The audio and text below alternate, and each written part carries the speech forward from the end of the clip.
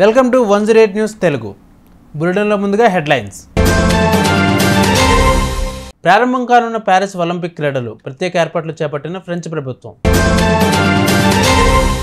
గుడివాడలో రౌడీలకు అడ్డగా శరత్ థియేటర్, వెంటనే యాక్షన్లోకి దిగిన ఎమ్మెల్యే రాము. ల్యాండ్ టైటిలింగ్ యాక్ట్పై కూటమి సరికొత్త తీర్మానం. భవన కార్మికులకు రైతులకు అండగా తెలుగుదేశం పార్టీ, 1000 కోట్ల రూపాయల నిధులు విడుదల చేసిన చంద్రబాబు. కవితకు అస్వస్థత, దీన్ దయాళ్ ఉపాధ్యాయ ఆసుపత్రికి తరలింపు. ప్యారిస్ ఒలింపిక్ క్రీడలు జూలై 26, 2024 నుంచి ప్రారంభం కానున్నాయి. ఆగస్టు 11 వరకు జరగనున్న ఈ సమ్మర్ ఒలింపిక్స్లో పాల్గొనడానికి క్రీడా ప్రపంచంలోని అగ్రశ్రేణి క్రీడాకారులు ఆసక్తి చూపుతున్నారు. ఆయా దేశాల క్రీడాకారులు తమ సత్తాను చూపించి తమ దేశాలకు పతకాన్ని సాధించడం కోసం ప్యారిస్లో అడుగుపెట్టనున్నారు. అయితే ఫ్రాన్స్లో పార్లమెంట్ ఎన్నికలు ప్రశాంతంగా ముగిసిన నేపథ్యంలో ఇప్పుడు అందరి దృష్టి ఒలింపిక్ క్రీడల నిర్వహణపై ఉంది. ఇప్పటికే ఒలింపిక్ ఈవెంట్ సందర్భంగా భారీ భద్రతను ఏర్పాటు చేశారు. ఒలింపిక్స్ క్రీడలు జరిగే ప్రాంతంలో డ్రోన్తో దాడి చేస్తామనే బెదిరింపుల నేపథ్యంలో ఇప్పటికే ఫ్రెంచ్ ప్రభుత్వం అనేక చర్యలు చేపట్టింది. ఒలింపిక్ ప్రారంభ వేడుకల వేదికలో మార్పు చేసింది. ఈసారి స్టేడియంలో కాకుండా సెన్ నదీ తీరం వద్ద నిర్వహిస్తున్నారు. ఒలింపిక్స్ క్రీడలను వీక్షించడానికి హాజరయ్యే ప్రేక్షకుల సంఖ్యను కూడా పరిమితం చేసింది. ఎమ్మెల్యే రాము గారు కృష్ణా జిల్లా కొడివాడలోని శరత్ థియేటర్లో ఏర్పాటు చేసిన తేనేటి విందులో పాల్గొనడం జరిగింది. మాజీ ఎమ్మెల్యే కొడాలినాని పట్టణంలో శరత్ థియేటర్ని ఆక్రమించుకొని గత 5 ఏళ్లుగా వైకాపా కార్యాలయంగా మార్చేశారు. కూటమి ప్రభుత్వం రాగానే శరత్ టాకీస్ని యాజమాన్యం స్వాధీనం చేసుకుంది. యాజమాన్యంలోని ఒకరైన మున్సిపల్ మాజీ చైర్మన్ ఎలవర్తి శ్రీనివాసరావు గారి ఆహ్వానం మేరకు టీడీపీ ఎమ్మెల్యే తేనేటి విందుకు హాజరవ్వడం జరిగింది. థియేటర్లో వైకాపా ఫ్లెక్సీలు, కొడాలినాని ఫోటోలను యాజమాన్యం తొలగించడం జరిగింది. ఈ సందర్భంగా ఎమ్మెల్యే రాము మీడియాతో మాట్లాడుతూ తమకు జరిగిన అన్యాయంపై థియేటర్ హక్కుదారులు నన్ను కలిసి మాట్లాడడం జరిగింది. గుడివాడలో ఇన్నాళ్ళు అరాచకానికి అడ్డాగా వైకాపా కార్యాలయం ఉండేది. ఇక్కడకు రావాలంటే ప్రజలు భయపడే పరిస్థితి. చివరకు 3 హక్కుదారులు థియేటర్కు వస్తే బెదిరింపులు ఎదుర్కొనేవారు. గుడివాడ వ్యాప్తంగా కొడాలినాని అనుచరులు పేద మధ్యతరగతి వర్గాల ఆస్తులను కబ్జా చేయడం జరిగింది. మేము అధికారంలోకి వచ్చిన 24 గంటల్లోనే కొడాలినాని కబ్జాలో ఉన్న 9 ఎకరాల స్థలాన్ని హక్కుదారులకు అప్పగించడం జరిగింది. శరత్ టాకీస్ అనేది ఒక గుడివాడలో పెద్ద ఎమోషన్ లాగా తయారైపోయింది. ఎందుకంటే ఇన్ని నాళ్ళు అరాచకాలకు అడ్డాగా నిలిచింది శరత్ టాకీస్. ఏదో శరత్ టాకీస్లోకి రావటం అంటే జనాలందరూ ఒక రేంజ్లో భయపడే స్థితిలో ఉన్నారు. సెటిల్మెంట్లు అన్నీ ఇక్కడ జరుగుతూ ఉండేవి దాంట్లో.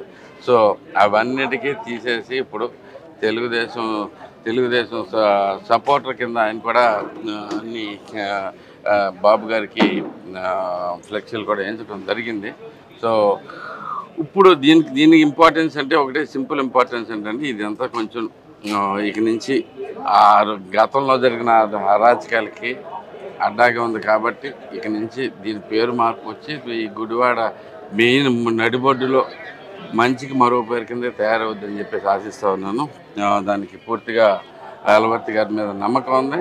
ఆయన గట్టిగా మంచి ప్రజల మనిషి, ఏదైనా కానీ నలుగురు మంచి చేసే వ్యక్తే కాబట్టి ఆయన ఇక్కడంతా మంచి పనులే జరుగుతాయని ఆశిస్తూ ఉన్నాను. ఇదే కాకుండా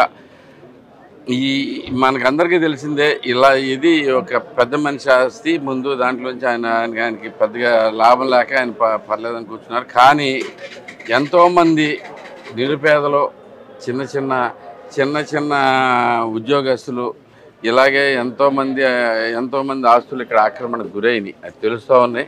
ఒక్కొక్క దాన్ని బయటికి తీస్తూ ఉన్నాం. ఇప్పుడు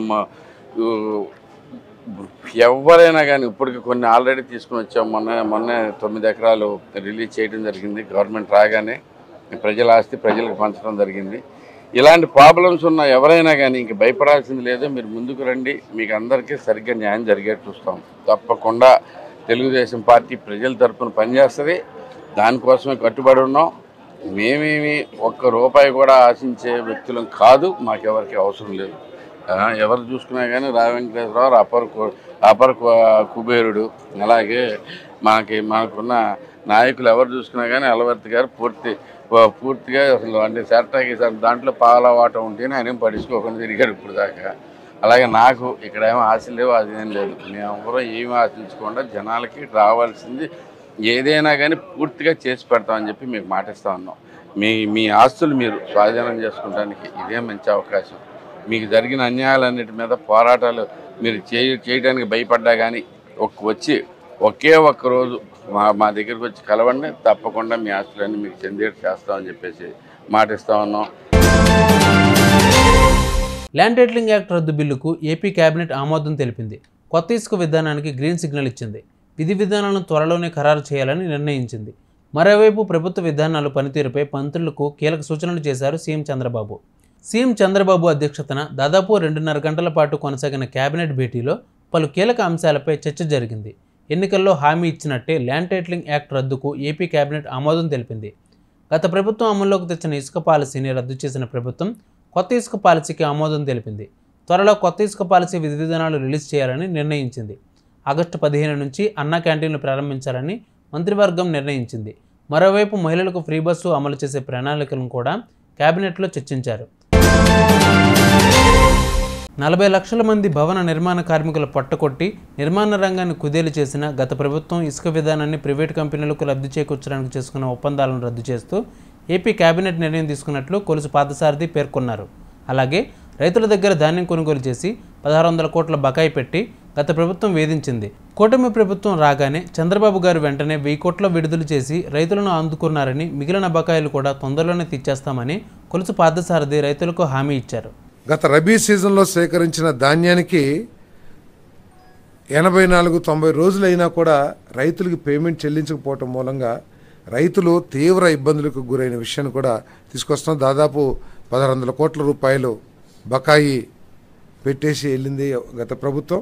దాంట్లో 1000 కోట్ల రూపాయలు వెంటనే మరి చంద్రబాబు నాయుడు గారి ప్రభుత్వం, రాష్ట్ర ప్రభుత్వం రిలీజ్ చేసిన విషయాన్ని కూడా తెలియజేస్తా ఉన్నాను. ఢిల్లీ లిక్కర్ స్కామ్లో అరెస్టై తిహార్ జైలులో ఉన్న బీఆర్ఎస్ ఎమ్మెల్సీ కల్వకుంట్ల కవిత అస్వస్థతకు గురయ్యారు. దీనితో ఆమెను జైలు అధికారులు ఢిల్లీలోని దీన్ దయాళ్ ఉపాధ్యాయ ఆసుపత్రికి తరలించారు. కవిత ఒక్కసారిగా కుప్పకూలిపోవడంతో వైద్యం అందించేందుకు జైలు అధికారులు ఆసుపత్రికి తరలించారు. ప్రస్తుతం వైద్యులు ఆమెకు చికిత్స అందిస్తున్నారు. కవిత ఆరోగ్య పరిస్థితి ఎలా ఉందనేది తెలియాల్సి ఉంది. కాగా ఢిల్లీ లిక్కర్ స్కామ్ కేసులో అరెస్ట్ అయిన కవిత జ్యుడిషియల్ రిమాండ్లో భాగంగా ప్రస్తుతం ఢిల్లీలోని తిహార్ జైలులో ఉన్నారు. దాదాపు 4 నెలలుగా జైల్లో ఉన్న కవిత బెయిల్ కోసం విశ్వ ప్రయత్నాలు చేసినా ఆమెకు నిరాశ ఎదురవుతుంది. ఇక ఇవి వాళ్ళ బులెటిన్ అప్డేట్స్. మరిన్ని అప్డేట్స్తో మళ్ళీ మీ ముందుకు వస్తాను. అంతవరకు కీప్ వాచింగ్ 108 న్యూస్ తెలుగు.